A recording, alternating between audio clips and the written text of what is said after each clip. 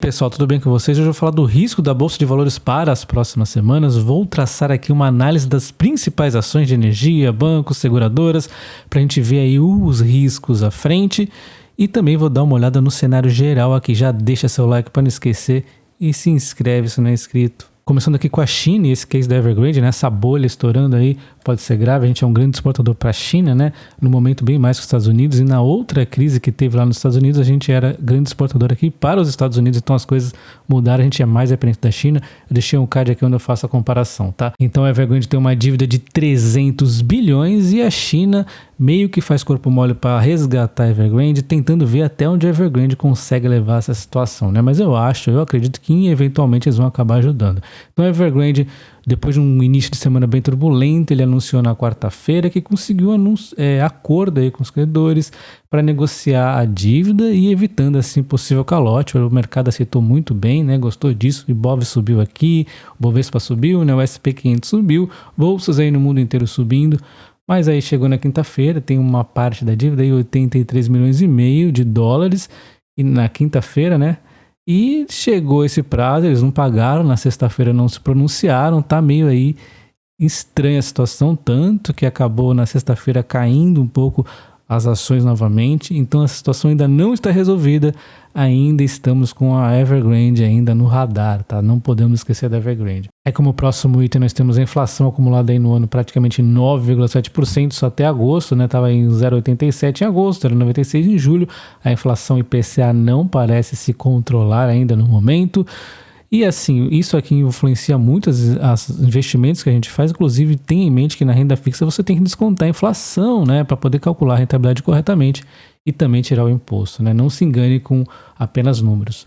E aí, um dos motivos da inflação, além do dólar que ainda está alto, embora ele tenha se tranquilizado aí, né, tem o petróleo que está alto e tem também um principal vilão que é a energia elétrica, né, então as termoelétricas elas bateram recordes em julho, com 18.625 megawatts médios. Isso aqui é um número histórico, tá? Superou 17.711 aqui lá no passado na crise que nós já tivemos. Antes tivemos outras crises e assim, quanto mais a gente usa energia, mais a gente tá suscetível a essas crises, né? Com uso altíssimos aí, só que o Brasil pelo menos não tem mais apagão, né?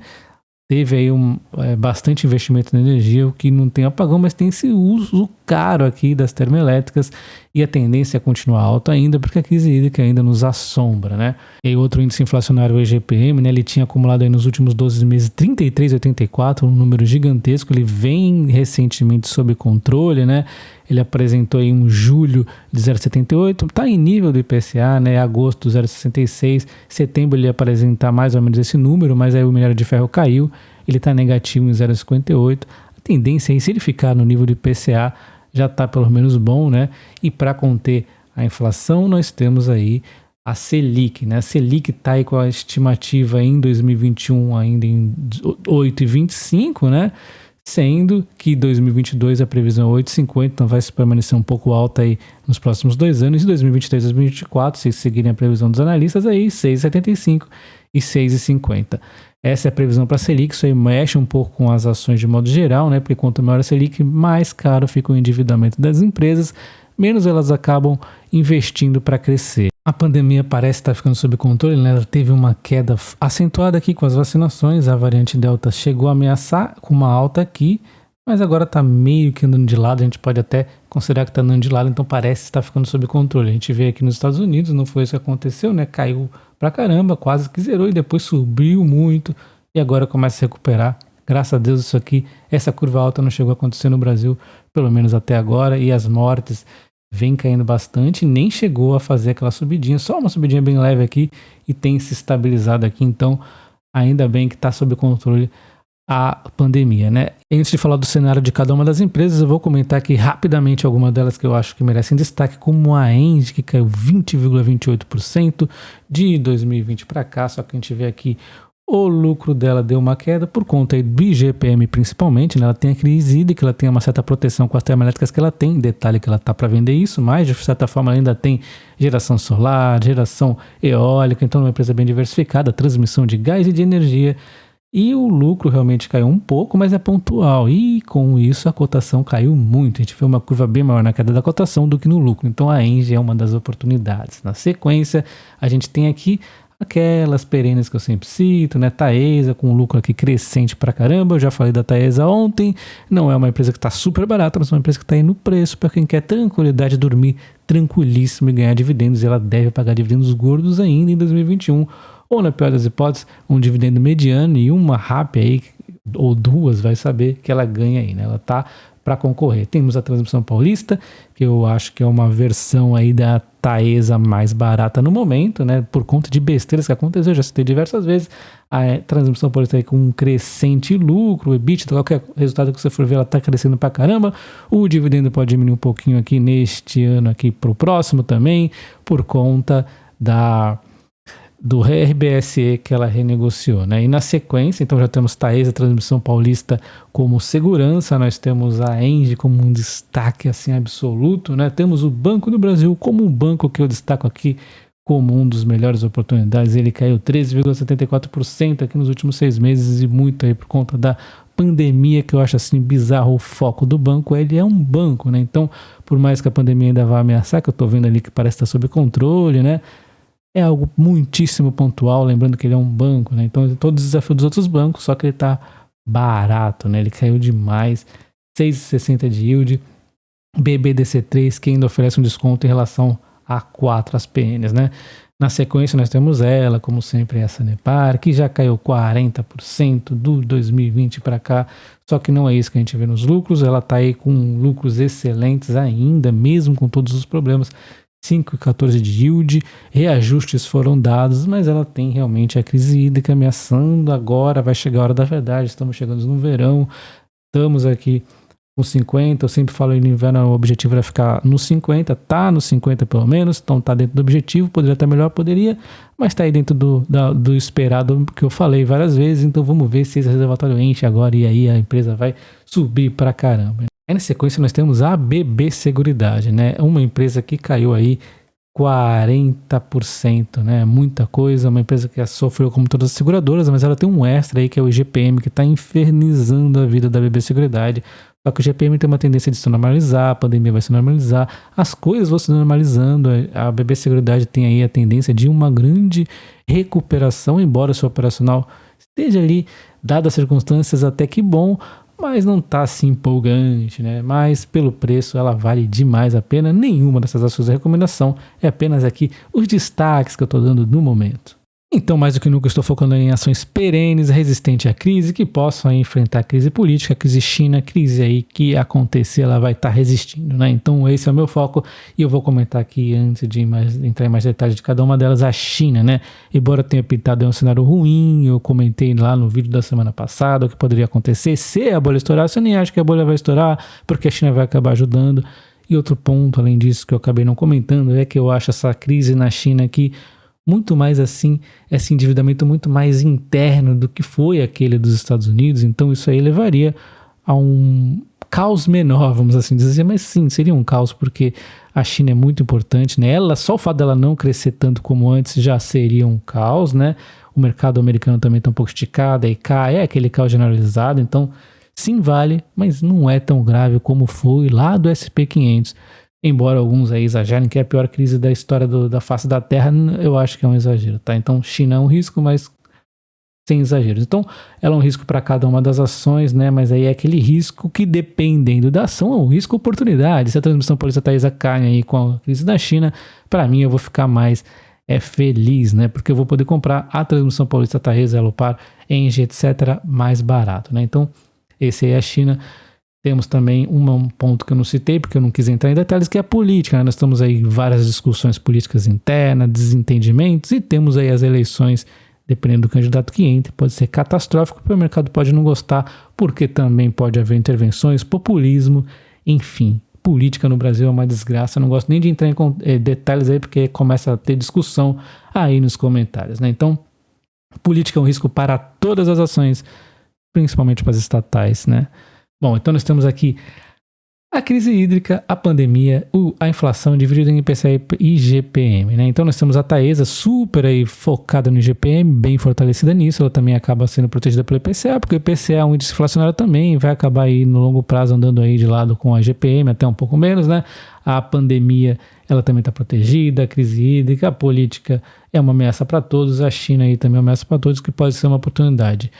A inflação para a transmissão paulista é mais focada no IPCA, mas também é protegida indiretamente um pouco aí pelo IGPM, porque ela não tem tantos custos assim. Nossos custos, na verdade, nossos aqui, é mais no IPCA, né? E a pandemia, ela está protegida, a crise hídrica, a política é uma ameaça, assim como a Taesa, a China também.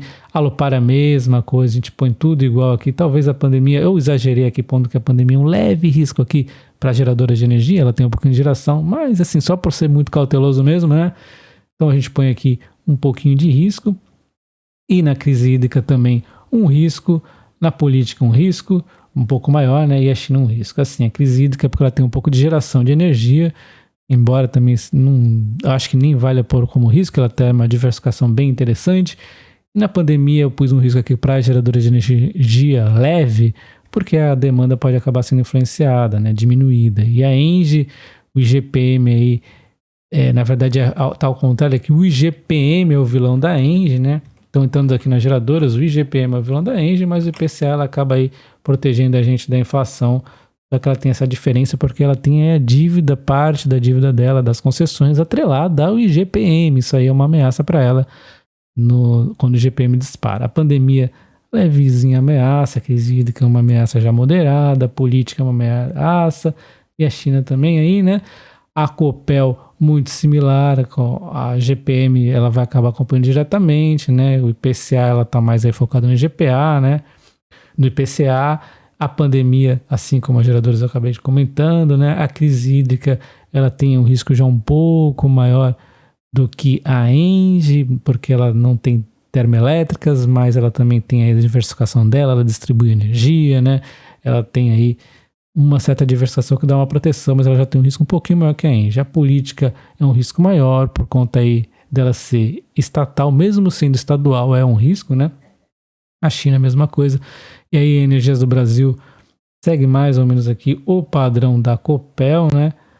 Só que com um risco político um pouco menor. E eu diria que a crise hídrica também um pouquinho menor. A SB3 também segue aí o padrão, só que com uma crise hídrica aí apertando um pouquinho mais, né?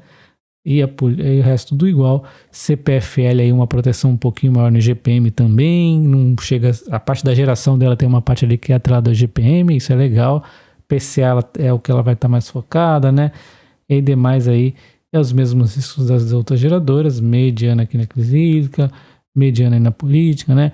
A CESP também é a mesma coisa, só que com um foco aí, um risco muitíssimo alto na crise hídrica, né?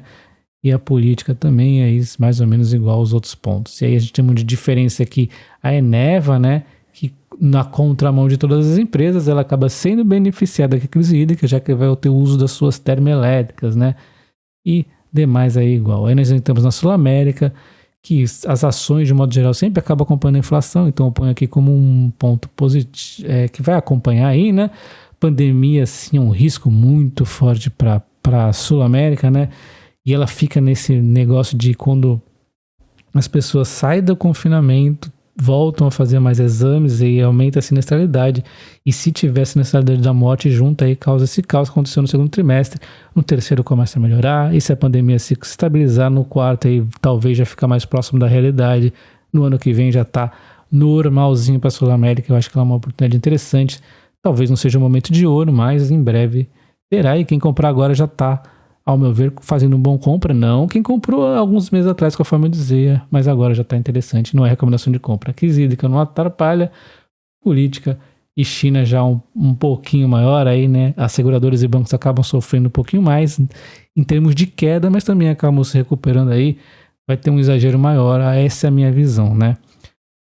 E aí nós temos a Caixa Seguridade, né, que também é mesmo a pegada da Sul-América, só que com risco um pouco menor aqui na pandemia, né, e um risco um pouco maior na política, porque é uma estatal aí. De resto, a mesma pegada. A BB Seguridade é a mesma pegada aqui das duas, só que com risco um pouquinho menor aí na pandemia. A inflação atrapalhando aí um pouco mais na parte do IGPM, né? Bastante, na verdade, né? Um grande vilão. E demais é a mesma coisa aí do que a Caixa de Seguridade também com a política podendo apertar, né? A Porto Seguro é a mais protegida, né? Teoricamente, a pandemia às vezes acaba até ajudando ela quando as pessoas saem, né, das ruas dos carros, por exemplo, e não tem a sinistralidade. Quando elas voltam para a rua, diferente da parte da saúde que elas tiram atraso nos exames, ninguém vai tirar o atraso de começar a bater o carro para usar a sinistralidade. Então, é positivo para ela, a não ser que a pandemia dure tanto tempo de confinamento que as pessoas parem de pagar seguro de carro, né? Mas isso não acontece. Crise hídrica, o resto é a mesma coisa aí das demais, né? E aí nós temos o Banco do Brasil, inflação protegida, todas as ações eu acho que é protegidas da inflação, no meu entendimento, pandemia, certo risco, né? Temos aí a crise hídrica, também não tem nada a ver para nenhum dos bancos, né? Então a gente pode até anular esse item aqui.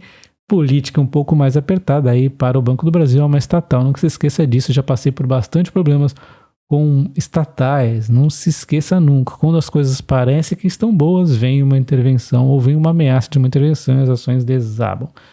E a China, como eu disse assim para as seguradoras, elas causam um impacto um pouco maior aí nos bancos, até um pouco mais que as seguradoras, porque não por conta da China em si, mas por conta que os bancos são muito sensíveis à economia, a economia piora, os bancos derretem, isso é normal, a recuperação acontece, mas talvez não seja tão imediata assim, tá?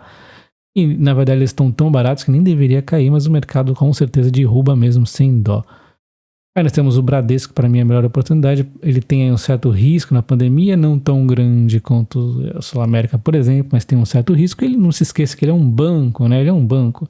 E demais aí, menos risco político do que o Banco do Brasil, um preço aí bem atrativo também. Santander é a mesma pegada, só que com menos parte da pandemia. E Itaú também, mesma coisa. E Petrobras, Itaúsa também a mesma coisa que o Itaú, né? E nós vamos a Petrobras, né? Também muito interessante com a pandemia aí, impactando um pouco a parte do consumo aí. E a política que é o grande vilão da Petrobras, não tem jeito, a política é o grande vilão da Petrobras. Temos a Vale, né?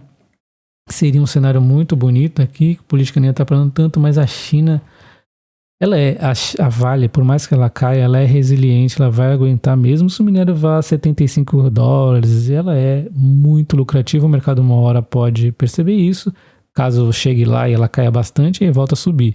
Porém, o problema e se o 75 não é o fundo? E se o fundo for 40, 30, não sei, dependendo de uma bolha aí gigantesca, né? Tô assim pintando o pior cenário, já que a China é a grande aí consumidora do minério de ferro, né? Aí é só para deixar assim a gente na alerta. CS mineração muito similar, né? Bem similar mesmo, também tá barata, mesmos problemas em termos de ameaça generalizada como nós estamos fazendo aqui, o resultado seria o mesmo. Caso de siderúrgicas e metalúrgicas focadas no aço, porque o aço é a matéria aí principal que a China acaba pedindo, né? Principalmente aí a parte da construção civil, que seriam os aços longos, né?